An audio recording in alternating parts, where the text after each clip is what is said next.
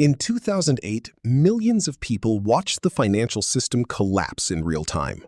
Banks failed, retirement accounts were wiped out, families lost homes they had spent decades paying for. But here's what almost nobody noticed. The biggest warning signs didn't appear when the crisis began. They appeared years before it, quietly hiding inside numbers that looked completely normal. Today, many of those same warning signs are flashing again. The question isn't whether another financial crisis is possible. It's whether this one will look so different that most people won't recognize it until it's already happening. By the end of this video, you'll understand why the next financial crisis may not begin with banks, mortgages, or Wall Street. Instead, it could emerge from a hidden chain reaction connecting government debt, interest rates, global markets, and ordinary consumers. And here's the surprising part. The system looks stronger than it did before 2008 in many ways. Yet that strength may be hiding an entirely different kind of weakness, one that's been building quietly for years. To understand why, we have to go back to the last crisis, because that's where this story truly begins. The crisis that changed everything. When Lehman Brothers collapsed in September 2008, panic spread faster than anyone expected. Credit markets froze. Companies couldn't borrow. Businesses stopped hiring. Consumers stopped spending. The entire economy began to seize up. Governments faced a terrifying choice: allow the financial system to fail, or rescue it using money on a scale never seen before. They chose rescue. Central banks slashed interest rates to nearly zero. They printed trillions of dollars through programs known as quantitative easing. Banks survived. Markets recovered.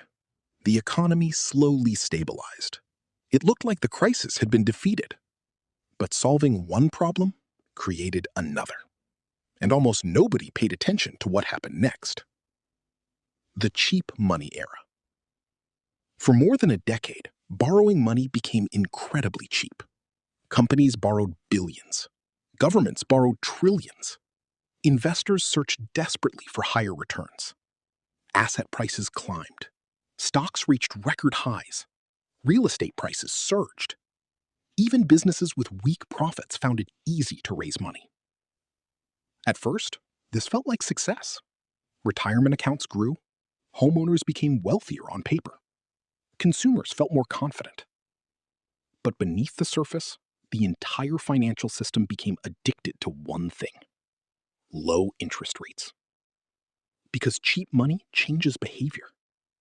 Imagine a family taking on a large mortgage because monthly payments seem affordable. Now, imagine interest rates suddenly doubling. The house hasn't changed, their income hasn't changed, only the cost of borrowing has changed. Yet everything becomes harder. The same principle applies to entire economies, and that's exactly where today's story takes an unexpected turn. Inflation changes the game. For years, inflation remained surprisingly low. Then, the world changed. Pandemic disruptions, supply chain shortages, energy shocks, war. Suddenly, prices began rising almost everywhere. Food, fuel, housing, utilities. Central banks had only one tool powerful enough to fight inflation: raise interest rates. And they raised them faster than they had in decades. This solved one problem while creating another. Every loan became more expensive. Governments had to spend more servicing debt. Businesses faced higher financing costs. Families struggled with mortgages, credit cards, and car loans. The same medicine that fights inflation also puts enormous pressure on debt-heavy systems. And today, debt exists almost everywhere. Which raises a disturbing question. If everyone owes more, what happens when borrowing becomes expensive for everyone at once? The hidden chain reaction. This is where most people misunderstand financial crises.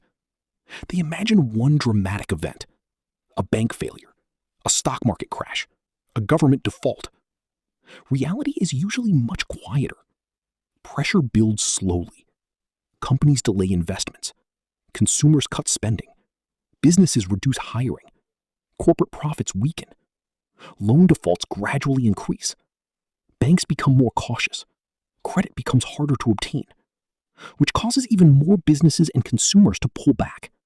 It's a feedback loop. Every participant reacts logically, yet together, those reactions can slow an entire economy. History has shown this pattern repeatedly.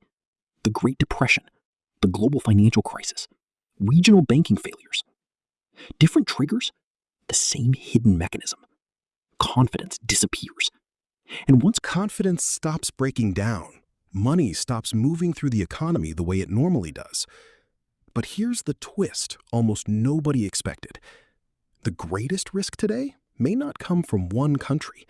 It may come from how connected every major economy has become. A different kind of crisis. Factories in Asia depend on consumers in America. European banks invest around the world. Governments borrow from international investors. Supply chains stretch across continents. One weak link rarely stays isolated anymore. That doesn't mean another crisis is guaranteed. Far from it. Modern financial systems are stronger in several important ways than they were in 2008. Banks generally hold more capital. Regulations are tighter. Risk monitoring has improved. But new vulnerabilities have replaced old ones. Higher debt, aging populations, geopolitical tensions, persistent inflation risks, slower economic growth. These pressures don't guarantee collapse. They simply reduce the margin for error. The financial crisis nobody sees coming isn't necessarily one dramatic event. It's a series of small stresses that slowly reinforce each other until confidence begins to crack.